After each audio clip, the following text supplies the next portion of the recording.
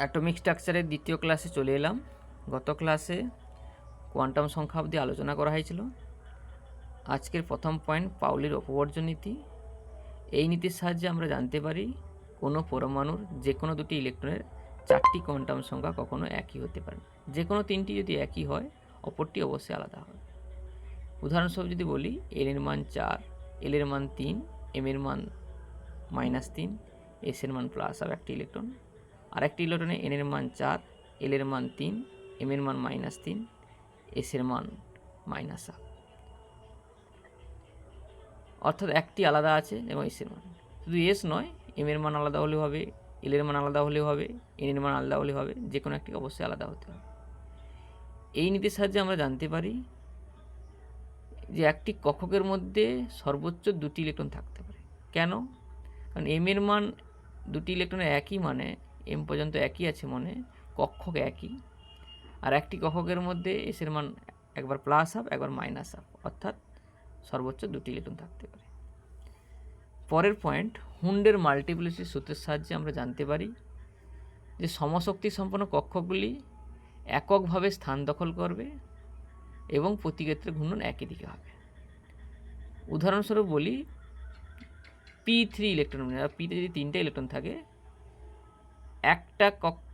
একটা করে ইলেকট্রন 3টে কক্ষকের মধ্যে বসবে। পির 3টে কক্ষক PX, PY, PZ একটা করে বসবে এবং ঘূর্ণনগুলো সব একই দিকে হবে।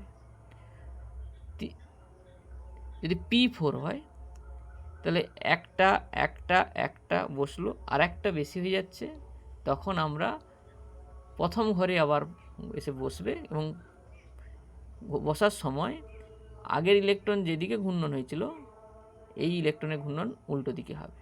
অর্থাৎ একটি কক্ষকের মধ্যে দুটো ইলেকট্রনের ঘূর্ণন কিন্তু বিপরীত দিকে হবে, একটা প্লাস আর একটা মাইনাস আর। যদি P2 হয় তাহলে পির 3টে কক্ষক হলেও যেহেতু দুটো ইলেকট্রন রয়েছে, তাহলে দুটি কক্ষকের মধ্যে ইলেকট্রন একটা করে বসবে আর একটা ঘর ফাঁকা থাকবে। অর্থাৎ ইলেকট্রন বসানোর ক্ষেত্রে কক্ষগুলিতে তোমাকে জেনে রাখতে হবে যে এককভাবে প্রথমে বসবে, বেশি হলে আবার উল্টো করে ঘূর্ণন আকারে বসাতে হবে। যদি P3 হয় 3টাই প্লাস হাফ, আর P4 যদি হয় 3টা প্লাস হাফ একটা মাইনাস হাফ। এর পরের পয়েন্ট যদি বলা হয় যে উপকক্ষগুলিতে ইলেকট্রনগুলো যখন বসবে, কোনটাতে আগে বসবে কোনটাতে পরে বসবে সেটা জানতে গেলে আব্বাউ নীতি জানতে হবে। আব্বাউ বলেছে যে সর্বনিম্ন শক্তি সম্পন্ন উপকক্ষে প্রথমে ইলেকট্রন প্রবেশ করবে, ক্রমান্বয়ে উচ্চতর শক্তি সম্পন্ন উপকক্ষে প্রবেশ করবে। তাহলে জানতে হবে আগে যে কোন উপকক্ষের শক্তি কম, কোন উপকক্ষের শক্তি বেশি। সেটা জানতে গেলে আমরা n+l সূত্রকে কাজে লাগাতে পারি, যে n আর l এর মান যোগ করলে যার মান কম তার শক্তি কম, এবং n আর l এর যোগফল যার বেশি তার শক্তি বেশি। যদি n আর l এর যোগফল দুজনেরই সমান হয়ে যায়, যার n এর মান কম তার শক্তি কম। এইভাবে আমরা সাজিয়ে বলতে পারি যে সবচেয়ে কম শক্তি সম্পন্ন উপকক্ষ হচ্ছে 1s। কেন? 1s এর ক্ষেত্রে n এর মান 1, l এর মান 0 অর্থাৎ যোগফল 1। 2s এর ক্ষেত্রে n এর মান 2, l এর মান 0 অর্থাৎ 2 যোগফল 2। 2pর ক্ষেত্রে n এর মান 2, l এর মান 1 অর্থাৎ যোগফল 3।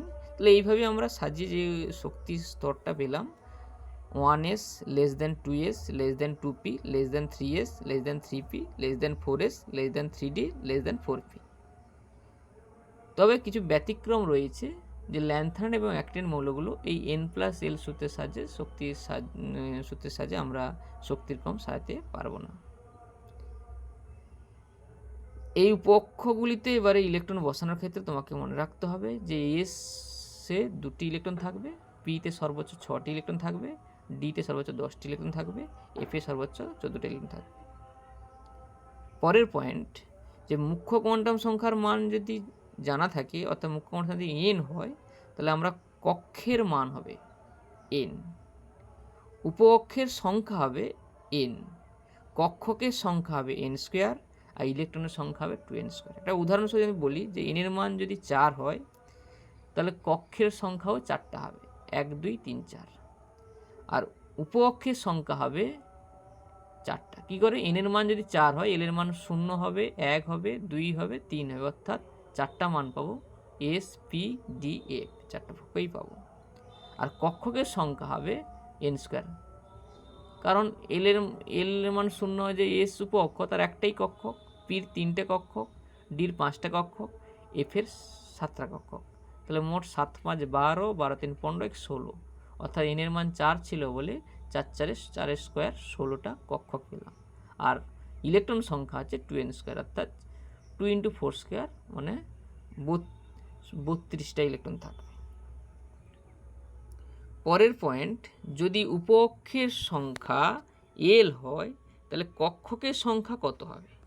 কক্ষকের সংখ্যা হবে 12 + 1, কারণ আমরা যদি l এর মান 3 হয় তাহলে m এর মান হবে -3, -2, 0, -1, 0, +1, +2, +3, অর্থাৎ 7টা মান পাচ্ছে 3 হলে। সেখান থেকে আমরা বলতে পারি l এর মান, উপ অক্ষের সংখ্যা যদি l হয় তাহলে কক্ষকের সংখ্যা হবে 12 + 1।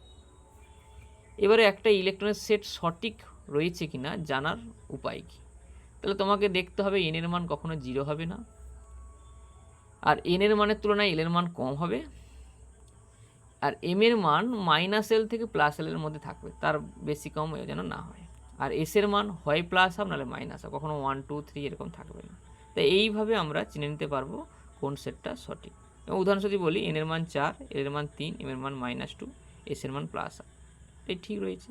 যদি n এর মান 0 হয় তাহলে কোনো হবে না, বা n এর তুলনায় l এর মান বড় হয়ে গেল তাহলে হবে না, বা l এর মান যে -l থেকে +l হবে m এর মান, সে আর বাইরে চলে গেল, হবে না।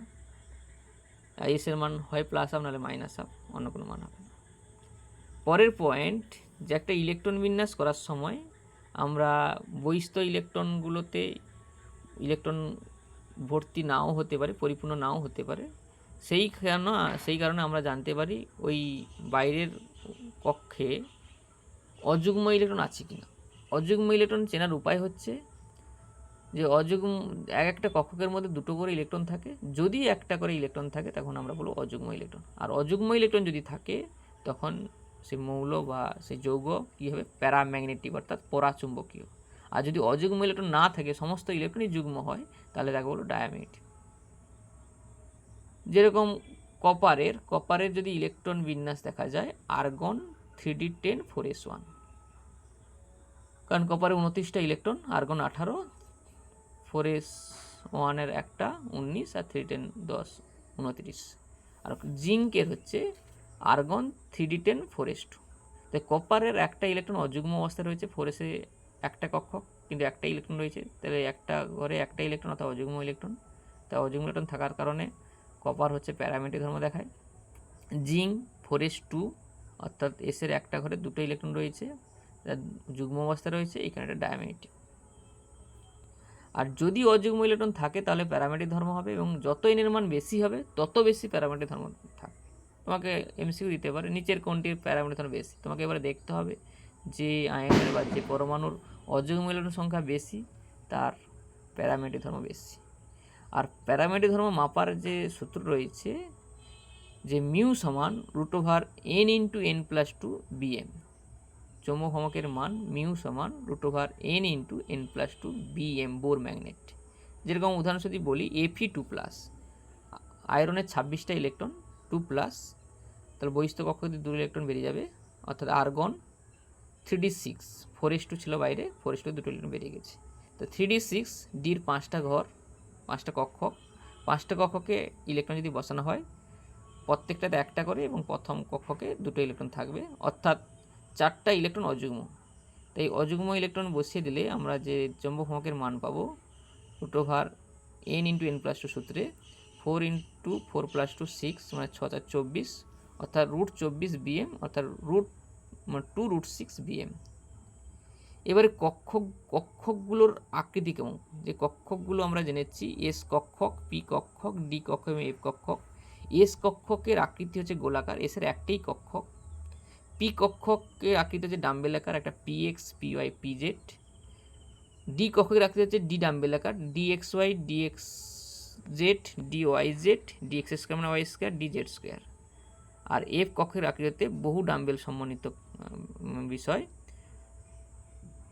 এবার এই কক্ষকগুলোতে আমরা ইলেকট্রন দুটো করে থাকে, যেটা ডাম্বেল আকার ডাম্বেল আকার, তার দুটো লোব থাকে, একটা নোট থাকে। সেইখানে আমরা এক একটা পি কক্ষকের দুটি লোব একটি নোট, আর ডি কক্ষকের চারটি লোব একটি নোট। তবে ডি জেড স্কোয়ার যেটা রয়েছে তার দুটি লোব, তার চারটি লোব নেই, একটা অক্ষের দুটো লোব সংকুচিত হয়ে গোলাকার হয়ে গেছে। এবারে নোডের সংখ্যা, রেডিয়াল নোড এবং অ্যাঙ্গুলার নোড দু ধরনের নোড হয়। রেডিয়াল নোডের সংখ্যা হচ্ছে n-l-1, অর্থাৎ n এর মান এবং l এর মান জানা থাকলে আমরা বলে দিতে পারবো। আর অ্যাঙ্গুলার নোডের সংখ্যা হচ্ছে l, অর্থাৎ মোট নোডের সংখ্যা হবে, যোগ করে দিলে পাবো n-1। উদাহরণস্বরূপ যদি বলি 3D, তো 3Dর রেডিয়াল নোড হবে n এর মান 3, l এর মান 2 বসিয়ে দিলে n 3 - 2 - 1 = 0। আর অ্যাঙ্গুলার নোড l এর মান যদি 2, তাহলে 2 হবে, অর্থাৎ মোট নোড হবে 2। এই হচ্ছে আমাদের WBSSCর 2025 SLTর যে নোটিফিকেশান হয়েছে তার যে সিলেবাসের সম্পূর্ণ তথ্য অনুযায়ী আমরা জিস্ট বানিয়ে আপনাদের কাছে তুলে ধরলাম। আপনাদের কাজে লাগবে অবশ্যই। আর এই ধারণা যদি করে নিতে পারেন, এর বাইরে কোশ্চেন থাকবে না, এখান থেকেই আপনারা কোশ্চেন পেয়ে যাবেন এবং আপনারা সফল হবেন।